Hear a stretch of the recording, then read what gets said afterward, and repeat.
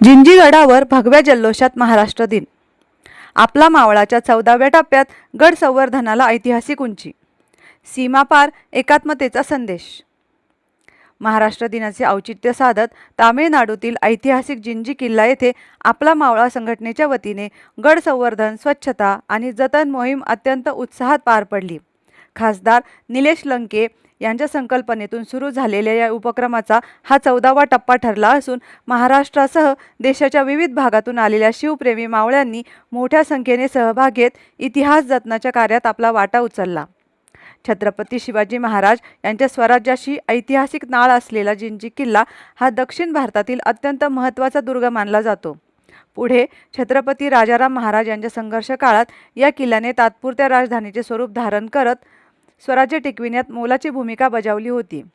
या पार्श्वभूमीवर जिंजीगडावर गड संवर्धनाची मोहीम राबविणे हे प्रत्येक मावळ्यासाठी अभिमानाचे आणि कर्तव्याचे कार्य ठरले. मोहिमेदरम्यान गड परिसरात व्यापक स्वरूपात स्वच्छता उपक्रम राबविण्यात आला.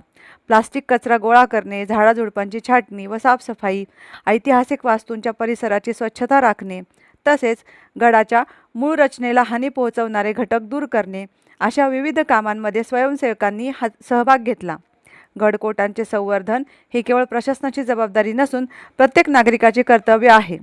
हा संदेश या कृतीतून प्रभावीपणे देण्यात आला. या प्रसंगी उद्योजक बळवंतराव जगदाळे, PMG भास्कर, उद्योजक श्री साळुंखे, पांडुरंग सुर्वे, शाहीर विजय तळेकर, आपला मावळाचे अध्यक्ष रामेश्वर निमसे, सचिव प्राध्यापक सीताराम काकडे, मोईन काश्मीरी, योगीराज गाडे, सुधीर लकुडझोडे, निखिल निंबाळकर आदींची प्रमुख उपस्थिती होती. प्रतिनिधी दीपक कासवा, अहिल्यानगर.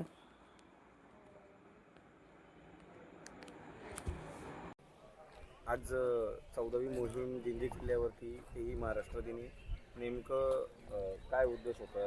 आज ही मोहीम थेट महाराष्ट्रातनं तामिळनाडूमध्ये आमच्या आपला मावळा संघटनेची गड किल्ले संवर्धन स्वच्छता मोहीम जी किल्ले शिवनेरी या ठिकाणाहून सुरू केली.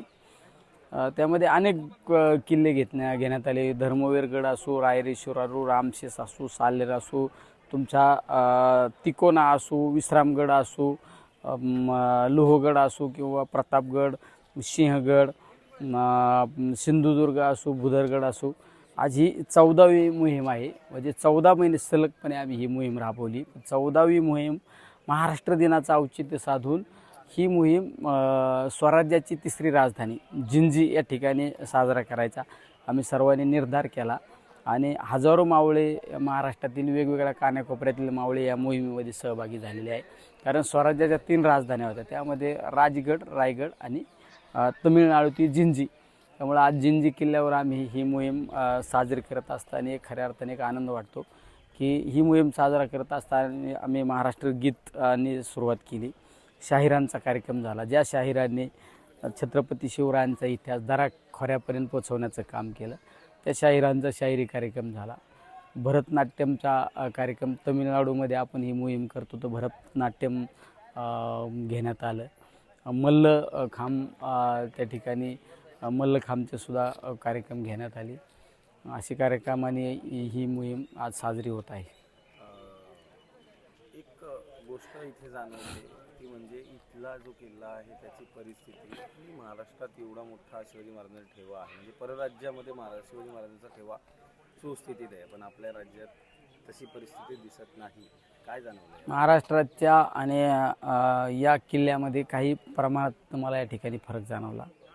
आपल्या किल्ल्यांच्या परिसरामध्ये प्लास्टिकचा कचरा, अस्वच्छता पाहायला मिळते, पण या ठिकाणी एक बऱ्यापैकी स्वच्छता पाहायला मिळाली. बऱ्यापैकी संवर्धन जतन केलेलं, गडकोट जतन केलेलं पाहायला मिळालेले आहे.